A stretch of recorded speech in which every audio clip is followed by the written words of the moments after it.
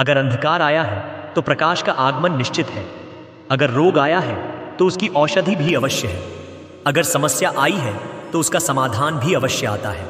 यह जीवन, यह संसार एक अद्भुत चक्र में बंधा है। यहाँ कुछ भी स्थायी नहीं है। सब कुछ बदलता है। सुख आता है, फिर चला जाता है। दुख आता है, फिर मिट जाता है। जो कुछ भी आता है वह जाने के लिए ही आता है। तो फिर चिंता किस बात की? आनंद के साथ जीवन जिए और दिल से कहें राधे राधे। एक बंदर अगर शेर की तरह गर्जना करना चाहे तो वह भ्रमित हो जाएगा। एक मछली अगर जमीन पर चलना चाहे तो वह कष्ट पाएगी, क्योंकि प्रकृति ने हर एक को एक निश्चित गुण, सीमा और पथ देकर बनाया है। मनुष्य का एकमात्र विशेष गुण है, वह स्वयं को पहचान सकता है। अपनी सीमाएं, अपनी शक्ति, अपने गुण और अपने दोषों को समझ सकता है। और यही आत्मचिंतन सफलता की असली चाबी है। स्वयं को जानिए, स्वयं को समझिए और कर्म करते जाइए। एक दिन आप भी सफलता की चोटी पर पहुंचेंगे। तब आपके हृदय से ही निकलेगा राधे राधे। जंगल में अगर विषैला सांप दिख जाए तो आप भागते हैं, क्योंकि वह आपको डंस सकता है। लेकिन जीवन में जो पाप रूपी सांप हैं, लोभ, क्रोध, अहंकार, ईर्ष्या, उन्हें देखकर आप नहीं भागते, जबकि ये सांप तो निश्चित ही आपको डंसेंगे। ये आपके सद्गुणों को नष्ट कर देंगे और आपको पाप के मार्ग पर धकेल देंगे। इसलिए जहां भी ऐसी कोई वस्तु या व्यक्ति मिले जो आपको गलत रास्ते पर ले जा रहा हो, वहां से तुरंत दूर हो जाइए। जैसे आप जंगल के सांप से भागते हैं, वैसे ही पाप से भी भागिए। सत्कर्म ही एकमात्र रक्षा है। इस बात को स्मरण में रखिए और दिल से कहिए राधे राधे। मन की एकाग्रता मनुष्य के जीवन की सबसे आवश्यक शक्ति है। हर महान कार्य, हर आविष्कार, हर सृजन के पीछे होती है यही एकाग्रता। जैसे नदी के जल को बांध से नियंत्रित करके उपयोगी बनाया जाता है, वैसे ही मन की शक्ति को यदि नियंत्रित किया जाए तो असाध्य को भी साध्य किया जा सकता है। आज हमारा मन बिखर गया है भोग, वासना और भ्रम में। इसलिए एकाग्रता विकसित कीजिए और सत्कर्म बने उसका बांध। जो उचित नहीं वह मत कीजिए, जो उचित है उसे मन लगाकर कीजिए। अगर एक बार यह अभ्यास बन जाए तो वही एकाग्रता आपका हथियार बन जाएगी और फिर आप समाज को बदलने की शक्ति भी प्राप्त कर लेंगे। इसीलिए अभी से ही अपने मन को नियंत्रित कीजिए और कहिए राधे राधे। जब आप कोई फल खाते हैं तो आपको वही फल अच्छा लगता है जो पक चुका हो, मीठा हो और रंग बिरंगा हो, क्योंकि वह फल कई धूप, तूफान, सर्दी और वर्षा झेलकर परिपक्व हुआ है। मनुष्य भी ठीक वैसा ही होता है। संकट, दुख और कष्टों से गुजरकर ही वह परिपक्व होता है। जो मनुष्य विनम्र होता है, जिसकी वाणी में मधुरता होती है और जिसके भीतर आत्मविश्वास की आभा होती है, वही मनुष्य हमारे हृदय में स्थान पाता है। परंतु इन गुणों को प्राप्त करने के लिए चाहिए अनुभव, और अनुभव पाने के लिए चाहिए जीवन संघर्ष से मुहामुखी होना। अगर आप संकट से भाग जाएंगे तो यह अनुभव कभी नहीं मिलेगा। इसलिए संकट का सामना कीजिए, सीखिए और परिपक्व बनिए। यही है सच्चा जीवन, और ऐसा ही जीवन आपको एक दिन सच्चा मनुष्य बना देगा। तब आप स्वयं कहेंगे राधे राधे। धन संचित किया जा सकता है, और इसी कारण धन सबसे मूल्यवान संपत्ति नहीं है। आप कह सकते हैं मैं क्या कह रहा हूं, धन तो अत्यंत मूल्यवान है, हम सभी तो उसी के पीछे भागते हैं। हाँ, आप गलत नहीं हैं, पर आप यह नहीं जानते कि इस संसार की सबसे मूल्यवान संपत्ति क्या है। यह है वह संपत्ति जिसे कभी संचित नहीं किया जा सकता। आपके पास कितना भी धन क्यों ना हो, आप उससे स्वास्थ्य खरीद सकते हैं, मकान खरीद सकते हैं, यह सत्य है। परंतु कितना भी अमीर हो जाए, आप बीते हुए कल का एक पल भी वापस नहीं ला सकते। यह एक क्षण, यही समय, यही है संसार की सबसे मूल्यवान पूंजी। यह पूंजी एक बार चली गई तो फिर कभी लौटती नहीं। फिर भी यह क्षण अगर बीत भी जाए तो हम स्मृति के माध्यम से उस समय को फिर से जी सकते हैं, उसका आनंद ले सकते हैं, और जिनके साथ हमने वह समय बिताया उनकी स्मृति में हम हमेशा जीवित रह सकते हैं। इसीलिए समय ही है सबसे मूल्यवान संपत्ति, उसे व्यर्थ मत जाने दीजिए। हर क्षण को जिए, आनंद लीजिए और प्रेम पूर्वक कहिए राधे राधे। गणक क्या ही सुंदर शब्द है। इसका कई रूप हैं, कई अर्थ हैं। पहला अर्थ स्वर्ण अर्थात धन संपत्ति। दूसरा अर्थ धतूरा, एक पेड़ का छोटा बीज जो अत्यंत शक्तिशाली होता है। अधिक मात्रा में इसका सेवन जहर बन जाता है। यह धतूरा शिव की पूजा में प्रयोग होता है। अब प्रश्न उठता है, इस स्वर्ण और धतूरा में समानता क्या है? समानता यह है, यह दोनों ही मनुष्य को मतवाला बना देते हैं। धतूरा तब मत्त करता है जब उसे शरीर में लिया जाता है, और स्वर्ण जैसे जैसे मनुष्य उसे प्राप्त करता है उसकी मत्तता बढ़ती जाती है। स्वर्ण मनुष्य की सोचने की शक्ति को भी वश में कर लेता है। मनुष्य संपत्ति के लोभ में मतवाला बन जाता है, क्योंकि जो वस्तु जितनी आकर्षक हो, जितनी मूल्यवान हो, उसे संभालना उतना ही कठिन होता है। इसीलिए याद रखें, धन, स्वर्ण, संपत्ति ये धतूरे से भी अधिक विषैले हो सकते हैं।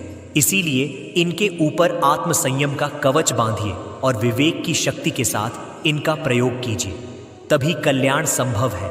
आइए मेरे साथ प्रेम पूर्वक कहिए, राधे राधे। मनुष्य के जीवन में 3 गुण अत्यंत आवश्यक हैं: श्रद्धा, विनम्रता और योग्यता। यदि आप ज्ञान प्राप्त करना चाहते हैं तो श्रद्धा चाहिए। यदि आप सम्मान पाना चाहते हैं तो स्वभाव में विनम्रता चाहिए। और यदि आप जीवन में मनचाही ऊंचाई तक पहुंचना चाहते हैं तो योग्यता आवश्यक है। बात बहुत सीधी है। श्रद्धा देती है ज्ञान, विनम्रता देती है सम्मान और योग्यता देती है उचित स्थान। पर यदि आप इन तीनों गुणों को एक साथ अपने भीतर विकसित कर लें तो आप वह प्राप्त करेंगे जो इन सब से भी ऊंचा है, और वह है सम्मान। और यही सम्मान वह दौलत है जिसकी वजह से यह संसार आपको आपके जाने के बाद भी याद रखेगा, आपसे प्रेम करेगा। आइए प्रेम पूर्वक मेरे साथ कहिए, राधे राधे। जीवन में गति आवश्यक है, लेकिन गति से भी अधिक आवश्यक है संगति।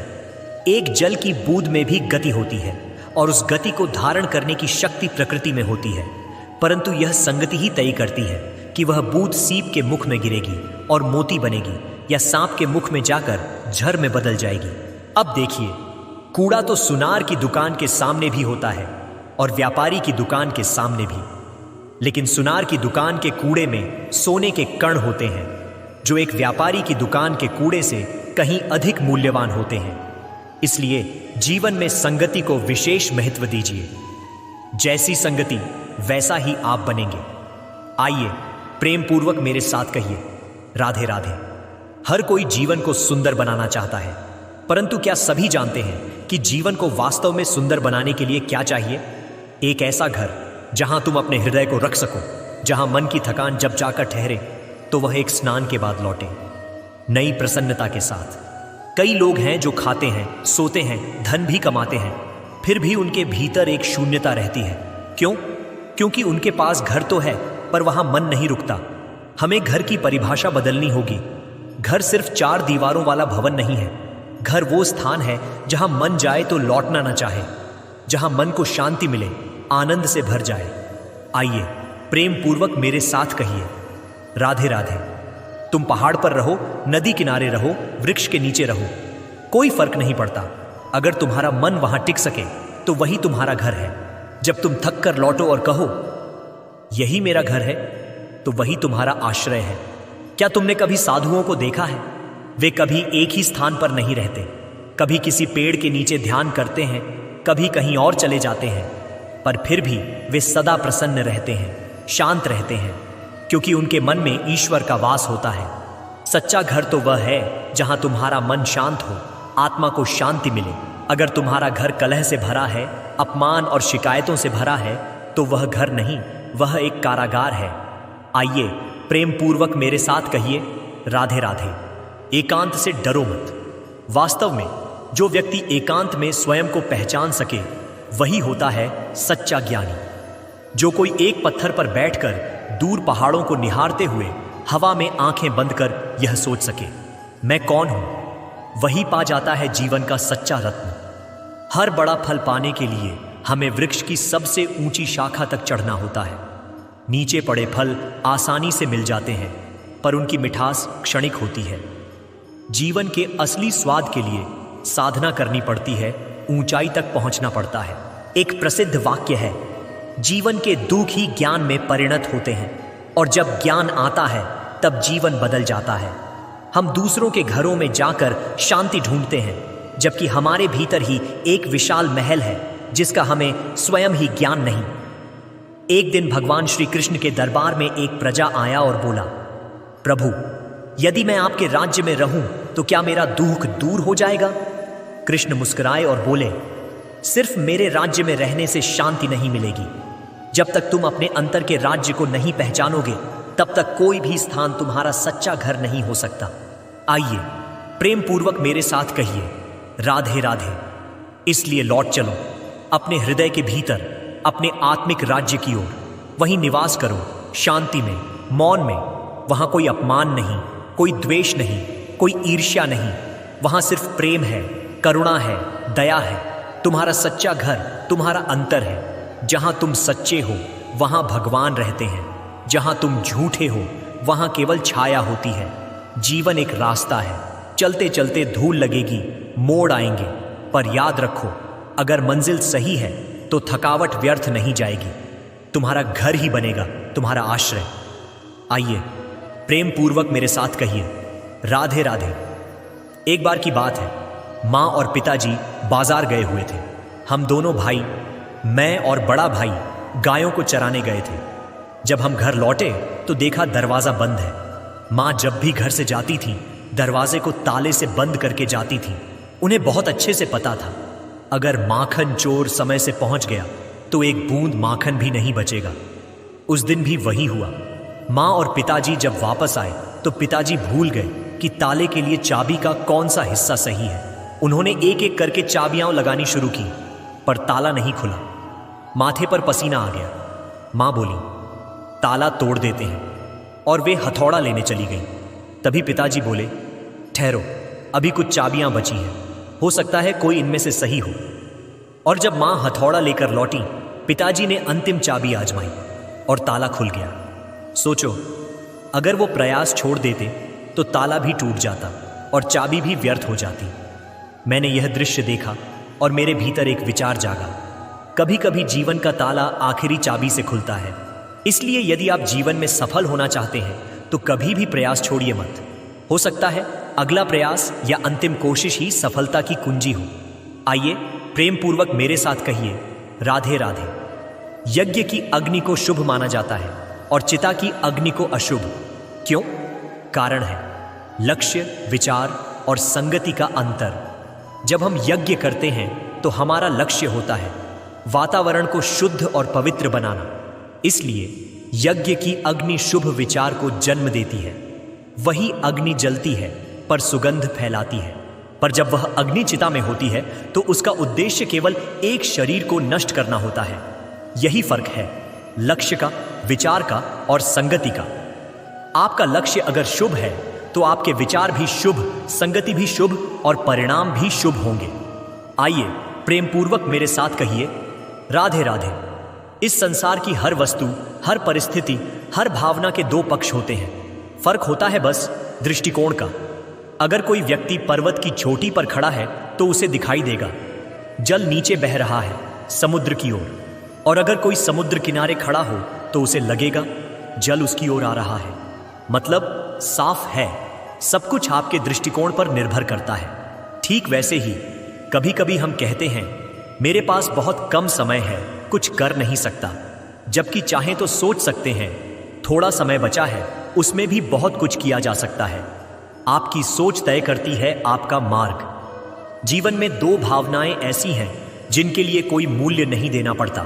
पहली है प्रसन्नता, जिसे आप किसी भी स्थान पर पा सकते हैं। एक फूल देखकर, हवा में झूमते पेड़ देखकर, एक हंसते बच्चे की आवाज सुनकर या एक रोते बच्चे को हंसा देने पर। दूसरी है चिंता, जिसे लोग हर वक्त साथ लेकर चलते हैं। आज क्या हुआ, इसकी चिंता। कल क्या करना है, इसकी चिंता। क्या मैं कर पाऊंगा, इस सवाल की चिंता। चिंता मुफ्त है, इसे जितना चाहो इकट्ठा करो। लेकिन याद रखिए, प्रसन्नता जीवन की नई शुरुआत है और चिंता जीवन की चिता की अग्नि है। दोनों आपके सामने हैं। आप क्या चुनेंगे, चिंता या प्रसन्नता? निर्णय आपका। आइए प्रेम पूर्वक मेरे साथ कहिए, राधे राधे। धन संपत्ति क्या है? यह सिर्फ एक माध्यम है जिससे हम कुछ प्राप्त कर सकते हैं। इस धन के द्वारा संसार की अनेक वस्तुएं हासिल की जा सकती है, परंतु वे सभी वस्तुएं केवल भौतिक होंगी। भौतिक वस्तुएं भौतिक सुविधाएं, अर्थात आपके पास चाहे जितना धन हो, वह न तो आपको चैन की नींद दे सकता है और न ही जीवन की सच्ची प्रसन्नता का अनुभव करा सकता है, क्योंकि यह सब भौतिक धन है जो केवल भौतिक चीजें ही दे सकता है। तो फिर असली धन क्या है? यदि आपके मन में यह प्रश्न उठता है तो इसका उत्तर एक उदाहरण के माध्यम से देता हूं। कई बार आपने सुना होगा, एक पिता जीवन भर अनुचित काम करता है केवल धन कमाने के लिए। वह सोचता है, मैं धन कमाऊंगा और अपने संतान को उज्जवल भविष्य और सुखी जीवन दूंगा। लेकिन जब संतान जन्म लेती है तो वह उस धन का उपभोग करती है अपने मन मुताबिक।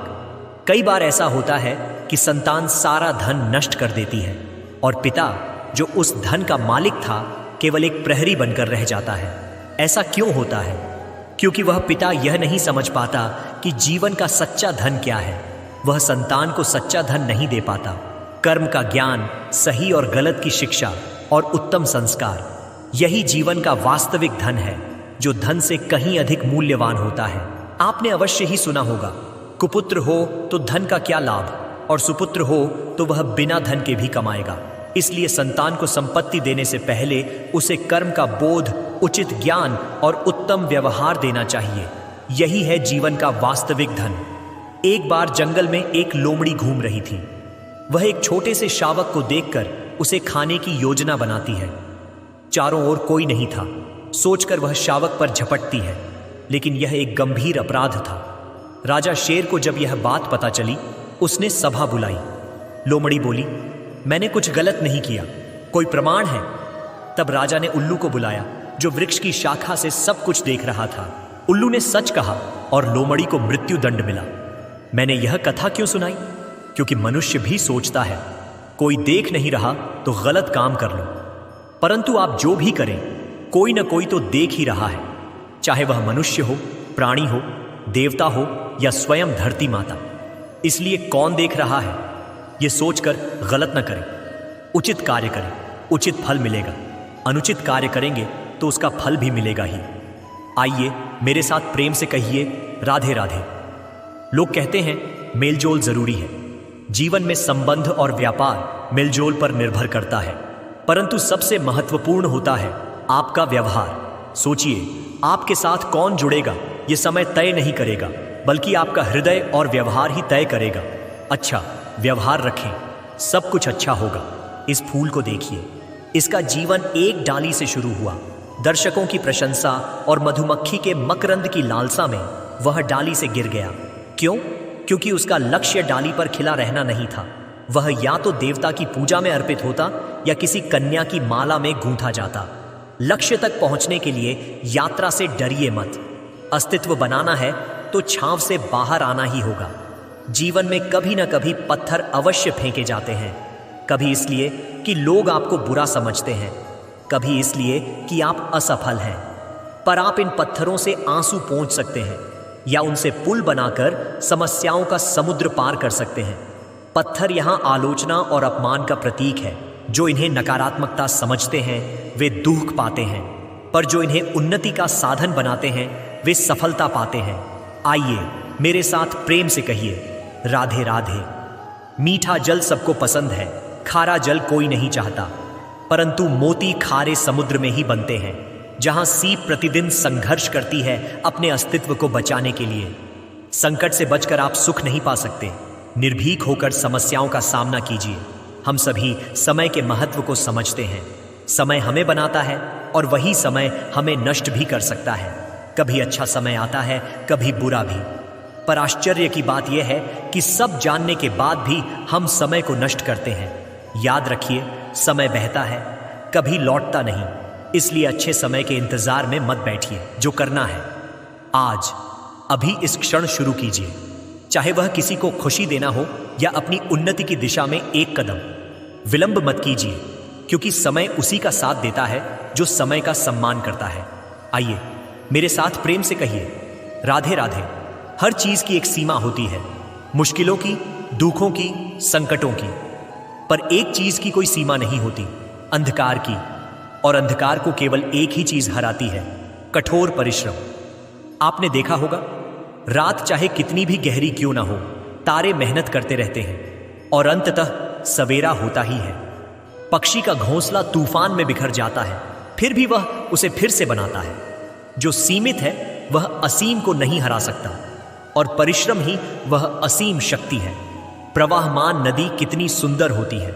वह जिस ओर बहती है वहां जीवन देती है, भूमि को उपजाऊ बनाती है, दुर्भिक्ष दूर करती है। इसीलिए नदी को मां कहा जाता है। पर कभी सोचा है नदी का जन्म कैसे होता है?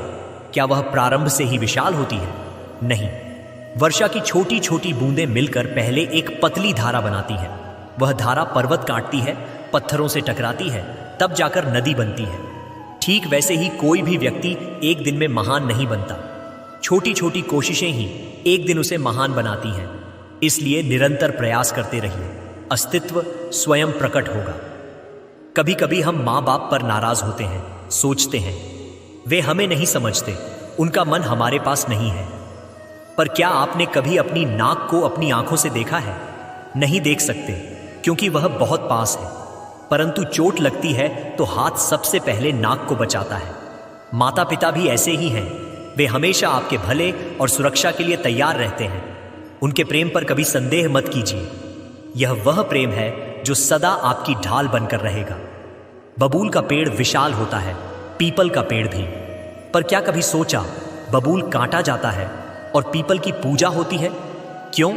क्योंकि पीपल राहगीरों को छाया देता है, पक्षियों को आश्रय देता है, किसी को कांटे नहीं चुभाता, बल्कि शीतल छाया देकर राहत देता है। इस संसार में यदि सम्मान चाहिए तो पीपल के समान बनिए। सुख, शांति और स्नेह बांटना सीखिए। कांटों की तरह किसी को दुख मत दीजिए। तब देखिएगा लोग स्वयं आपके पास आएंगे और हृदय से कहेंगे राधे राधे।